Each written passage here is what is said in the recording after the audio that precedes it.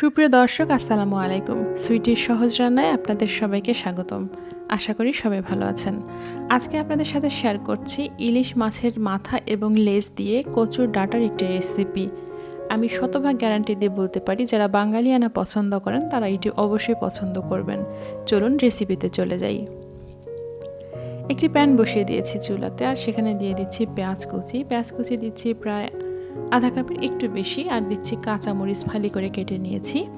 মরিচটা আসলে স্বাদ মতোই দেবেন, যে যেমন ঝাল পছন্দ করেন। এবারে লবণ দিয়ে দিচ্ছি, লবণটাও অবশ্যই স্বাদ মতো দিচ্ছি। এবারে জিরা গুঁড়া দিচ্ছি 1 চা চামচ, হলুদ গুঁড়া 1 চা চামচ, লাল মরিচের গুঁড়া 1/2 চা চামচ, দিয়ে দিচ্ছি রান্নার তেল প্রায় 4 টেবিল চামচ। এবারে সবগুলো উপকরণ হাতে খুব সুন্দর করে মেখে নিচ্ছি। এটাকে এমনভাবে মেখে নিচ্ছি যেন সবগুলো উপকরণ সুন্দরভাবে নরম হয়ে আসে।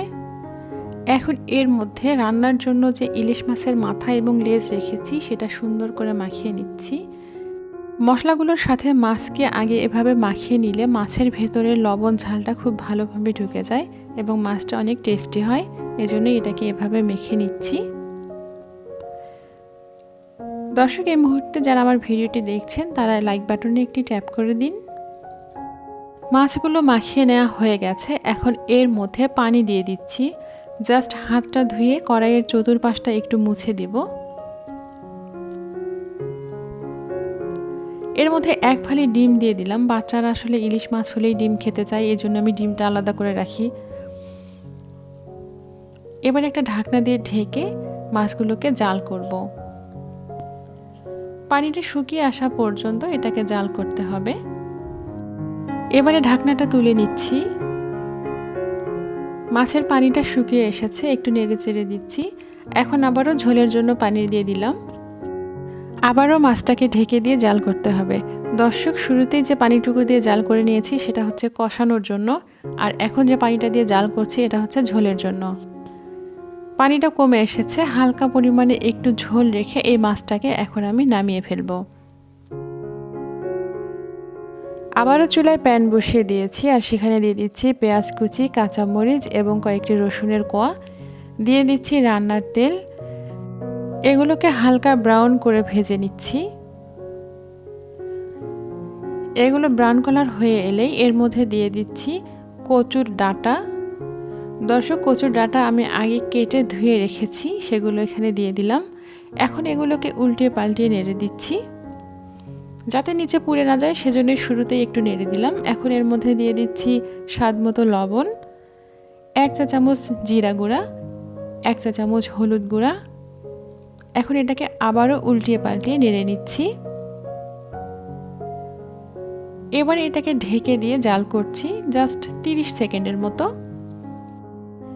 এভাবে কচুটাকে কষিয়ে নিলে এর টেস্টটা কিন্তু অনেক ভালো হবে। দর্শক, এটি রান্নার জন্য আমি প্রায় 1/2 কেজি পরিমাণ কচুর ডাঁটা ব্যবহার করেছি। এবার এটাকে উল্টিয়ে পাল্টিয়ে নেড়ে দিচ্ছি। এখন এর মধ্যে পানি অ্যাড করছি। এটা সেদ্ধর জন্য যেমন পানি দিতে হবে সেরকম একটু পরিমাণ মতো দিয়ে দেবেন, নিজের আইডিয়া মতো।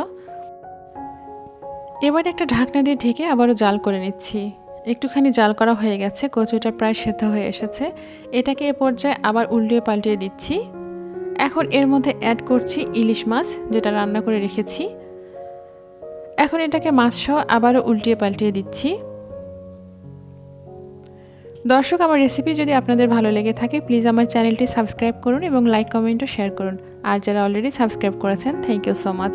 আর যারা ফেসবুক পেজ থেকে ভিডিওটি দেখছেন তারা পেজটি ফলো দিয়ে রাখুন আমার নিয়মিত ভিডিও পেতে। আর যারা অলরেডি ফলো করেছেন তাদেরকে অনেক অনেক ধন্যবাদ। এবার ঢাকনাটা তুলে দেখছি। দর্শক, রান্নাটি প্রায় হয়ে এসেছে। এবার এটাকে উল্টিয়ে পাল্টিয়ে দিচ্ছি। আপনারা যদি কচুটার একটু ঝোল খেতে পছন্দ করেন ঝোলটা রেখে দেবেন, আর যদি শুকনো শুকনো খেতে পছন্দ করেন তাহলে ঝোলটা কমিয়ে নিতে পারেন। তবে সেক্ষেত্রে লবণটা আপনাদের চেক করে নিতে হবে। আমার রান্নাটি প্রায় হয়ে এসেছে। দর্শক, এভাবে রান্না করে খেলে অবশ্যই আমার কমেন্ট বক্সে জানিয়ে দেবেন খেয়ে আপনাদের কেমন লাগলো। আশা করি রেসিপিটি ভালো লেগেছে। আবার আসবো নতুন কোনো রেসিপি নিয়ে ইনশাআল্লাহ। সুস্থ থাকুন, নিরাপদে থাকুন। এতক্ষণ সাথে থাকার জন্য ধন্যবাদ। আল্লাহ হাফেজ।